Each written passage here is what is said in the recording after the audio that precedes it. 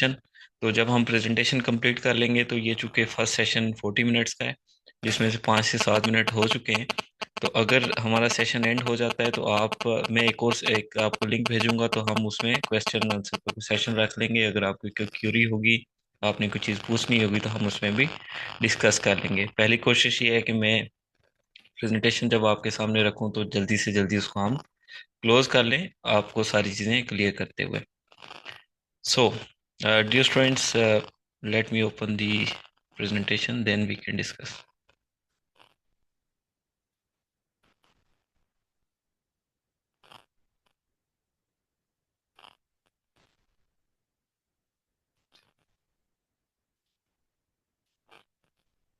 सो students, आज की जो क्लास है वो है पॉलिटिकल साइंस पेपर 1 की। और इसमें हम ऑब्वियसली बात करेंगे इंट्रोडक्शन एंड स्टडी प्लान के ऊपर। सो लेट्स सी कि आज का हमारा एजेंडा क्या है इस प्रेजेंटेशन के अंदर। सबसे पहली बात कि मैं एक इंट्रोडक्शन आपके सामने रखूंगा। उसके बाद पॉलिटिकल साइंस पेपर 1 सीएसएस के एग्जाम के अंदर क्या है उस पर बात होगी। उसके बाद जो चीज़ें आपके सामने है कि एक स्कोरिंग ट्रेंड को हम देखेंगे, ये ओवरलैप किन सब्जेक्ट्स के साथ करता है उसको देखेंगे। पास्ट पेपर का एक शॉर्ट सा हम एक एनालिसिस करेंगे कि पास्ट पेपर का ट्रेंड क्या है, पॉलिटिकल साइंस को क्यों ऑप्ट करना चाहिए। ये सारी बेसिक्स हैं। आल्दो आप सब एक इस सब्जेक्ट को पढ़ने जा रहे हैं तो ऑब्वियसली आपने ये चीज़ें डिसाइड कर ली हैं कि आप क्यों ऑप्ट करने जा रहे हैं, लेकिन मैंने इनको थोड़ा थोड़ा डिस्कस किया है इस प्रेजेंटेशन के अंदर भी। और लास्टली जो सबसे इम्पोर्टेंट बात कि एफपीएससी का जो सिलेबस है उसको भी एक बार हम देखेंगे। ऑब्वियसली आप सबके पास वो होगा, और फिर हम उस सिलेबस को देखते हुए किस तरह से एक अपनी जो हम ऑफर कर रहे हैं कोर्स को, उसमें हम क्या चीज़ें कवर कराएंगे, क्या आपको प्रोवाइड करेंगे। तो ये सारी चीज़ें इस प्रेजेंटेशन के अंदर और इस लेक्चर के अंदर आप देख सकेंगे। अगर कोई सवाल आता है बीच में, या आपको आवाज़ नहीं आती, या कोई इस तरह का टेक्निकल इशू है, तो आप बीच में मुझे मैसेज कर सकते हैं, तो मैं आप वो सॉर्ट आउट करूँगा इंशाल्लाह। सबसे पहली बात about my self, by profession मैं एक इंजीनियर हूँ। और आल्दो मैंने एक इंजीनियरिंग की है, but along with my electrical engineering मैंने पॉलिटिकल साइंस में मास्टर्स भी किया है, due to my interest in this subject और in this specific field. Political science से एक अटेम्प्ट मैंने जब दी तो उसमें पॉलिटिकल साइंस मैंने क्वालिफाई किया। और अभी मैं रिसर्चर के तौर पे हिलाल जो एक इंस्टीट्यूशन है उसमें आईएसपीआर का, उसमें बीइंग अ रिसर्चर काम कर रहा हूँ, स्ट्रेटेजिक अफेयर एनालिस्ट के तौर पे। मल्टीपल जितने हमारे वेबिनार्स होते हैं, या आप कह सकते हैं कि शोज होते हैं, या सेशंस होते हैं, या सेमिनार्स होते हैं, तो उसमें जो है वो पार्टिसिपेट करता रहता हूँ। फ्यू लिंक्स आपके सामने मेरी कुछ पब्लिकेशंस है उनके।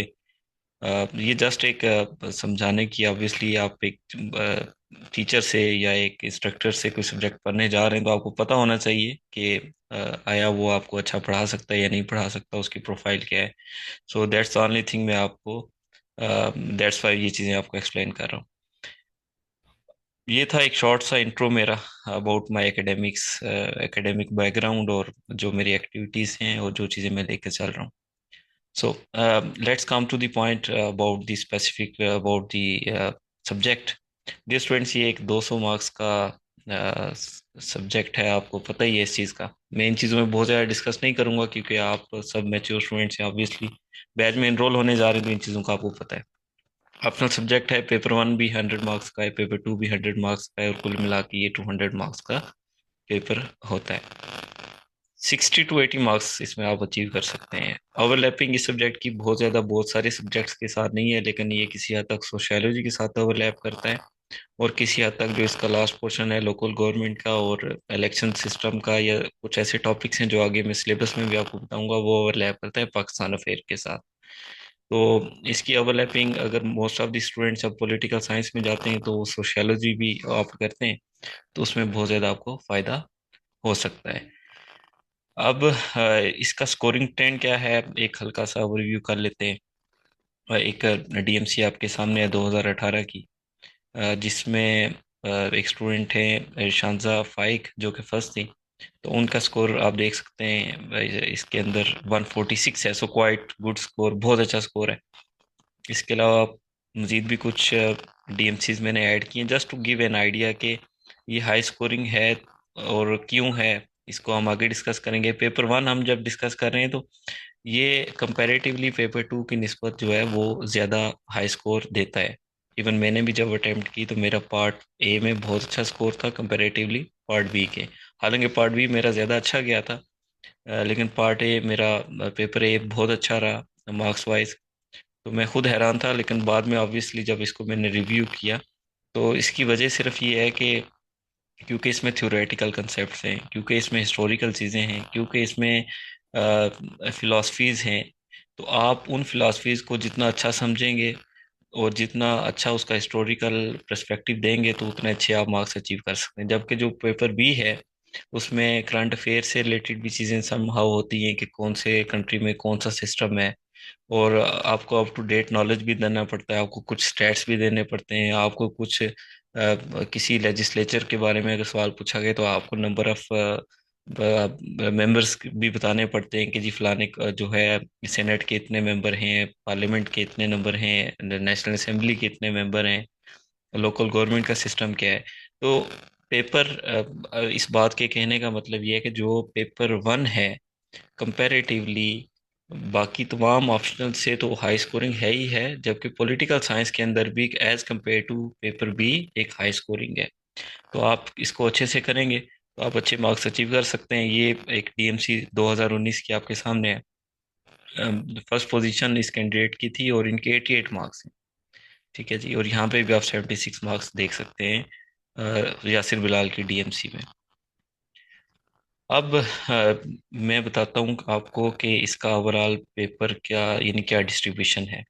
4 सवाल करने होते हैं, 2 सेक्शंस होती हैं, और फर्स्ट सेक्शन जो है वो थ्योरेटिकल जो फिलोसफीज होती हैं, पॉलिटिकल फिलोसफी, इधर इट्स मुस्लिम फिलोसफर्स और इधर इट्स वेस्टर्न फिलोसफर्स।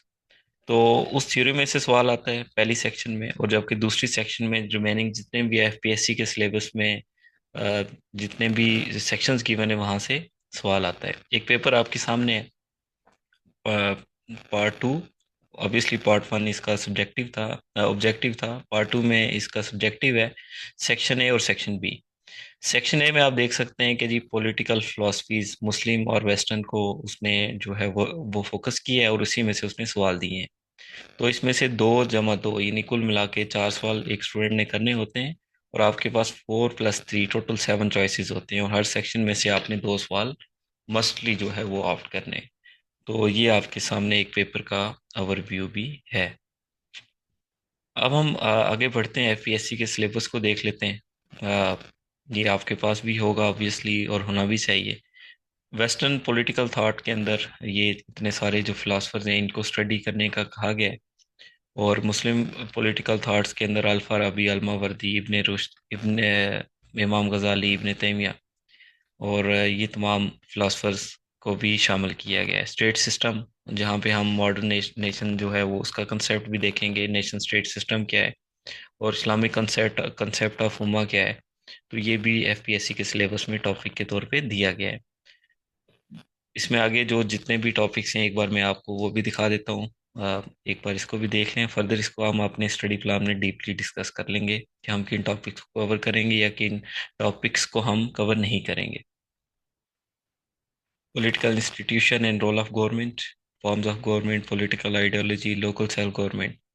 तो डियर स्टूडेंट्स, इसमें बहुत ज़्यादा चीज़ें जो है वो थियोरेटिकल हैं। यानी इसका पहला पोर्शन तो फिलोसफीज की बेस पे है, लेकिन इसके दूसरे सेक्शन में भी मोस्टली चीज़ें थ्योरीज ओरिएंटेड हैं, फिलोसफीज ओरिएंटेड हैं, जैसा कि कैपिटलिज्म, मार्क्सिज्म, कम्युनिज्म, सोशलिज्म। तो ये सारी चीज़ें, फॉर्म्स ऑफ गवर्नमेंट, ठीक है, ये सारी चीज़ें थ्योरेटिकल है। इसमें कोई भी ऐसी चीज़ नहीं है कि जो बहुत ज़्यादा स्टैट्स ओरिएंटेड हो, बहुत ज़्यादा कोई फैक्ट्स एंड फिगर्स के ओरिएंटेड हो, बल्कि फिलोसफी के ओरिएंटेड है। आपने इन फिलोसफीज को समझना है तो आप इसको बहुत अच्छे से अपने वर्ड्स के अंदर पिक्टोरियल फॉर्म में भी ड्रा भी कर सकते हैं और इसको एक्सप्लेन भी कर सकते हैं।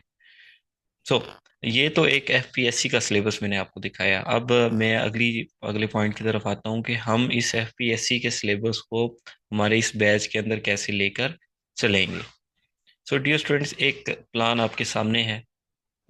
2 तरह का प्लान मैं आपके साथ शेयर करने जा रहा हूँ। एक प्लान तो वो है जो आपके सामने, ये एक ओवरव्यू में है, मैंने सेक्शन वाइज आपको एक स्केजुअल दिया है कि सबसे पहले एक डेमो एंड इंट्रोडक्शन का जो हमारा एक सेशंस चल रहे हैं, जो कि 12 अगस्त तक, 13 अगस्त, 14 अगस्त तक भी चलेंगे, 14 ऑफ अगस्त तक भी 4 और 5 सेशंस होंगे मल्टीपल डेमोज के। और अगर किसी स्टूडेंट ने एक डेमो सेशन अटेंड कर लिया तो वो दूसरा बेशक अटेंड ना करे।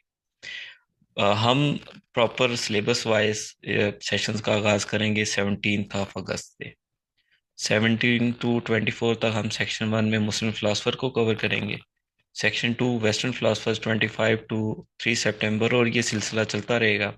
आप सेक्शन 9 10 पे आएंगे तो वहाँ पे भी एक स्केड्यूल गिवन है कि 3 अक्टूबर से लेकर 11 अक्टूबर तक जो है पॉलिटिकल आइडियोलॉजी के ऊपर बात होगी और उसके तमाम सब टॉपिक्स को डिस्कस किया जाएगा। और लास्टली लोकल सेल्फ गवर्नमेंट का जो है वो 14 अक्टूबर को हम जो है इंशाल्लाह कवर करेंगे। अब चूंकि हमारा जो तरीकाकार है हमारी एकेडमी का कि हम रिकॉर्डेड सेशन सेम डे पे सेम टॉपिक पे एक रिकॉर्डेड सेशन का लिंक भेजते हैं और साथ में उसी टॉपिक के ऊपर नोट्स आप तक पहुंचाते हैं। जीएसए के अंदर ये प्रैक्टिस बहुत अच्छी चल सकती है, किसी और सब्जेक्ट के अंदर भी इस प्रैक्टिस में कोई जो है वो प्रॉब्लम नहीं है। लेकिन स्पेसिफिकली पॉलिटिकल साइंस के अंदर, क्योंकि मल्टीपल फिलासफीज हैं, अल मावर्दी की जैसे फिलासफी है, अल फाराबी की फिलासफी है, प्लाटो की थ्योरी है, तो वहाँ पे बहुत सारे स्टूडेंट्स की जो है वो क्यूरीज होती हैं, बहुत सारी कंफ्यूजन होती हैं, या बहुत सारी मल्टीपल डोमेन्स, अगर कोई डोमेन रह गई या हमने कवर नहीं की तो स्टूडेंट ऑब्वियसली डिमांड करते हैं कि जी इस डायमेंशन से भी इस टॉपिक को देखा जाना चाहिए था, तो हमने क्यों इस तरह से कवर नहीं किया। तो उस मसले के हल के लिए मल्टीपल जूम के सेशंस होंगे, 5 से 6 ये मिनिमम सेशंस हम कंडक्ट करेंगे। लेकिन अगर स्टूडेंट्स को अगर लगे कि किसी टॉपिक के ऊपर कोई चीज़ क्लियर नहीं हुई तो हम उसका एक इंटरेक्टिव सेशन भी रखेंगे।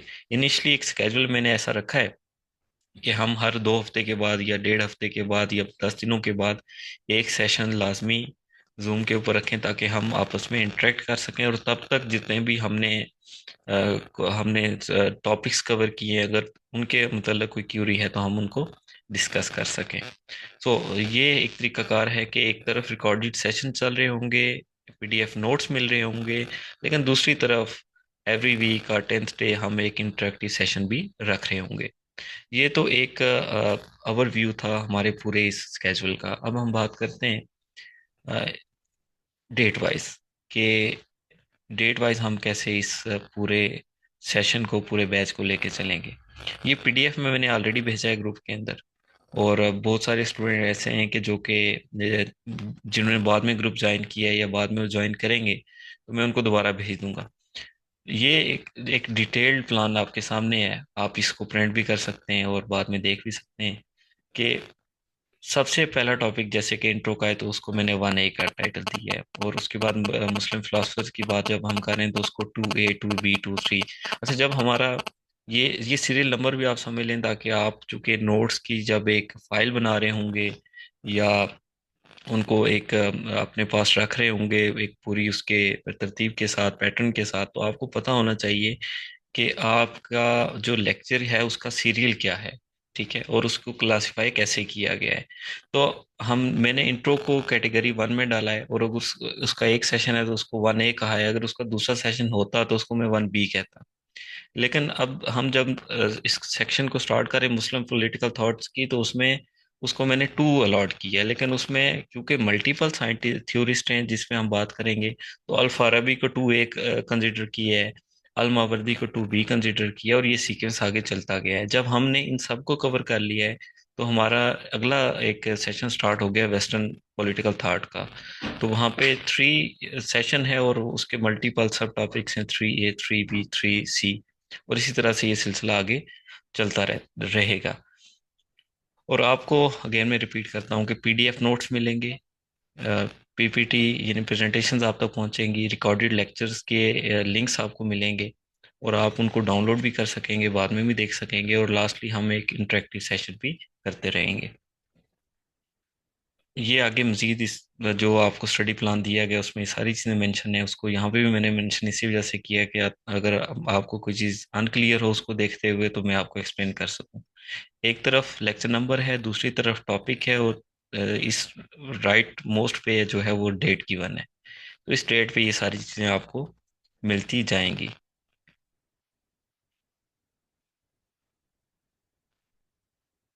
और यहाँ पे आप देख सकते हैं कि हम लास्टली जब अपने टॉपिक नंबर 10 पे पहुँचेंगे, तो ये 14 अक्टूबर को इंशाल्लाह हम इस टॉपिक को कवर करेंगे, और ये हमारा लेक्चर नंबर 11 होगा।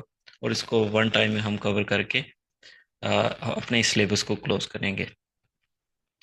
कोर्स कोऑर्डिनेटर आपको पता होगा, उमैर अहमद है। और वो मोस्ट ऑफ द टाइम आपके साथ एक नोट शेयरिंग के हवाले से आपको असिस्ट करते रहेंगे। फ़ी के हवाले से भी वही आपसे कोऑर्डिनेट करेंगे, उसकी सबमिशन डेट क्या है, कब करनी है, कैसे करनी है, तो वो सारी चीज़ें आप उनसे भी डिस्कस कर सकते हैं। अलबत्ता स्पेसिफिक टू द कोर्स के इसमें कौन से टॉपिक्स कवर नहीं किए, तो वो मैं आपको बता सकता हूँ। एक चीज़ मैंने आपको नहीं बताई कि आपके सिलेबस में तो बहुत सारे मुस्लिम फिलासफर्स गिवन हैं। यहाँ पे 3, 6, 7 पॉलिटिकल फिलासफर्स को मैंने मेंशन किया है। तो डियर एस्पायरेंट्स, मैंने भी जब पेपर्स दिए थे, और उसके बाद ऑब्वियसली जब मैंने मास्टर्स भी की सब्जेक्ट के अंदर, तो अगर आप इन फिलासफर्स को अच्छे से कवर कर लें, और वेस्टर्न पॉलिटिकल फिलासफर्स में भी जो मैंने मेंशन किए हैं, हम इन्हीं पे फोकस करेंगे। इनकी जितनी भी थ्योरीज हैं, इनके जितने भी कंसेप्ट्स हैं, इनके जितने भी फिलासफीज हैं, उनको हम अच्छे से कवर करेंगे। बजाय इसके कि हम 7 के बजाय 10 को कर लें, लेकिन उन 10 को अच्छे से ना करें, तो हम इन 7 पे, 8 पे या 9 पे रहेंगे कि जो मोस्ट फोकस्ड हैं। क्योंकि एक आध आपके पास ऑप्शन भी होता है एग्जाम के अंदर कि 3 सवाल गिवन है, तो उसमें से आपने 2 करने हैं। तो most of the time I believe कि जितना मेरा पास पेपर का है, अगर जो मैंने एनालाइज किया है, तो क्वेश्चंस इन्हीं फिलोसफर्स के जो थ्योरीज के अराउंड जो है वो घूमते हैं।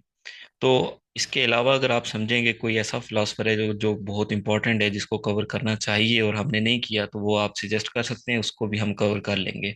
लेकिन ये चूंकि मोस्ट इंपॉर्टेंट फिलोसफर्स हैं, हम इनको स्पेसिफिक होके देखेंगे, ताकि एक तो ये है कि आप फोकस्ड होके इनकी थ्योरीज को अच्छे से समझ सकें, और दूसरा ये है कि यही सबसे इम्पोर्टेंट है, इन्हीं के गिर्द सवाल घूमता है। आप पीछे 3 साल का, 5 साल का पेपर एनालाइज करके देख लें, तकरीबन पॉलिटिकल फिलासफीज में इन्हीं फिलासफर जिनको मैंने मेंशन किए, इन्हीं के गिर्द ही सवाल आता है। सो स्टडी प्लान भी मैंने आपको बता दिया, और बेसिक्स भी बता दी, एक अगेन ओवरव्यू आपके सामने है। सो ये रही प्रेजेंटेशन आपके सामने। अब आप अनम्यूट कर सकते हैं आपको, अपने आप को। मैं आपको अनम्यूट करता हूँ यहाँ से। तो अगर आपकी कोई क्यूरी हो तो आप मुझे पूछ सकते हैं।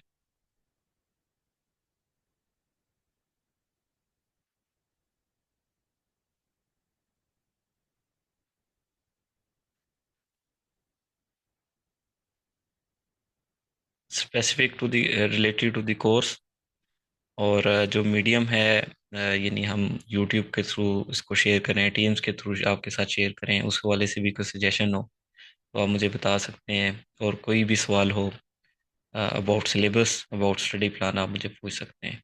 बेसिक्स मैंने आपको बता दी हमारे बैच की और हमारी स्टडी प्लान की।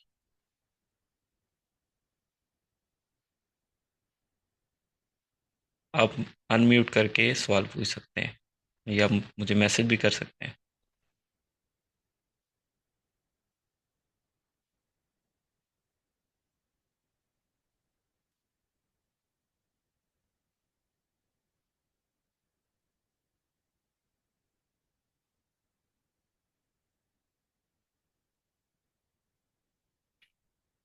जी, क्वेश्चन ये है कि पेपर 2 भी पढ़ाएंगे, तो यस इंशाल्लाह हम पढ़ाएंगे, लेकिन पहले हम इसको कंप्लीट करेंगे।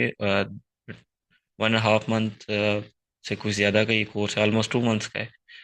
तो हम देखेंगे कि जब ये कोर्स हमारा एंड हो रहा होगा, उससे पहले ही उसको शुरू कर लेंगे, इसको कंप्लीट करने के बाद उसको स्टार्ट करेंगे। क्योंकि वो निस्बतन आसान, मैं कहूँगा कि आसान है, इस वजह से कि उसमें लगी लगाई चीज़ें, लगी लिपटी चीज़ें, जैसे सिस्टम्स क्या हैं, गवर्नमेंट फॉर्म्स ऑफ गवर्नमेंट क्या है, टर्की का क्या है, यूएसए का क्या है, तो उनको कवर करना कोई मुश्किल नहीं है। द मोस्ट इम्पॉर्टेंट थिंग ये है कि आप जो पॉलिटिकल थ्योरीज हैं, इनको समझें। ठीक है, इसमें आप रुक भी सकते हैं, इसमें आपका टाइम भी ज़्यादा कंज्यूम हो सकता है, इसमें आपको डेटा कलेक्शन में भी इश्यूज आ सकते हैं। तो इसको हम पहले अच्छे से कवर करेंगे, दूसरा 1 मंथ के अंदर भी कवर हो सकता है, उसका इशू नहीं है। But we will offer that course as well इंशाल्लाह।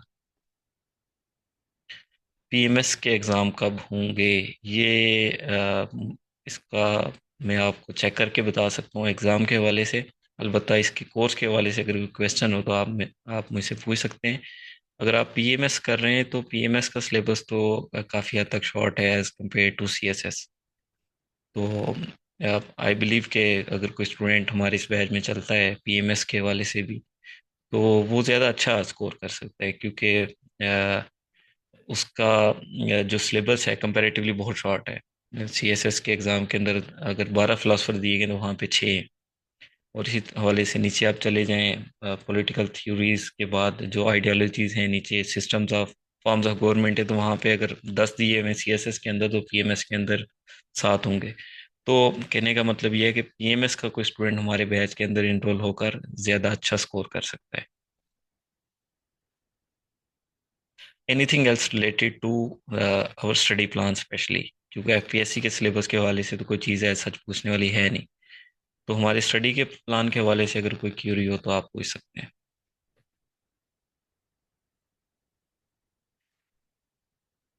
क्रिटिकल एनालिसिस भी करवाएंगे। बैच कंप्लीट के बाद वैल्यूएशन सेशन भी होगा। बैच कंप्लीशन के बाद वैल्यूएशन सेशन यानी मॉक एग्ज़ाम टाइप आप कह रहे हैं? मॉक एग्ज़ाम डियर स्टूडेंट्स हम दिसंबर में करेंगे, मल्टीपल सब्जेक्ट्स के। उसमें ऐसे को मैं खुद इसको पॉलिटिकल साइंस को तो मैं खुद देखूंगा एवेल्युएशन, लेकिन हम जैसे ऐसे भी ऑफर कर रहे हैं तो उसका जो थियोरेटिकल पोर्शन है उसको मैं खुद करूंगा, लेकिन उसकी जो टेक्निकल साइड पे जो एवेल्युएशन है पेपर्स की, वो हम स्पेसिफिकली किसी लिंग्विस्टिक के या उसके जो स्पेसिफिक फील्ड का आदमी है उससे एवेलुएट करवा के इंशाल्लाह आपको आपके बारे में फीडबैक देंगे कि आप किस पोजीशन पर लाई करते हैं। तो हमारे जो एवेलुएशन के सेशंस है वो नवंबर इन दिसंबर में होंगे। अच्छा जी, क्वेश्चन है first time political science prepare करें अच्छा स्कोर ले सकता है? इसमें एक सिंपल सी बात आप समझें कि सीएसएस के एग्ज़ाम के अंदर भी और पॉलिटिकल साइंस के लिए भी बहुत से ऐसे लोग जो कि मास्टर्स इन पॉलिटिकल साइंस हैं वो भी अच्छा स्कोर नहीं कर पाते। और बहुत से ऐसे लोग जो कि 3-3 साल, 4-4 साल, 2-2 साल एकेडमीज लगा के प्रिपरेशन करते हैं, वो भी सीएसएस नहीं कर पाते। तो और बहुत से ऐसे लोग हैं जो कि इंजीनियरिंग के बैकग्राउंड के साथ बेसिक साइंसेज के बैकग्राउंड के साथ पॉलिटिकल साइंस में बहुत अच्छा स्कोर कर जाते हैं। और बहुत से ऐसे लोग हैं जो 6 माह, 7 माह, 8 माह की तैयारी के साथ भी सीएसएस कर जाते हैं। तो अब मेरी इस बात का या तमीज बांधने का मतलब ये है कि आपको जितना जितना अच्छे से इसको समझेंगे ना, जितना जितना अच्छे से इस कंसेप्चुअल स्टडी करेंगे, थ्योरीज को समझेंगे, फिलोसफीज को समझेंगे, सबसे बड़ी बात कि पॉलिटिकल साइंस को इंटरेस्ट लेके पढ़ेंगे, तो आप बहुत अच्छा स्कोर कर सकते हैं। और डीएमसीज आपके सामने, आप रैंडमली चेक कर सकते हैं, डीएमसी सर्च करें, आपको बहुत अच्छे हर सब्जेक्ट के को कंपेयर करें तो पॉलिटिकल साइंस में मार्क्स स्टूडेंट्स के अच्छे आते हैं, चाहे वो किसी भी बैकग्राउंड से हो।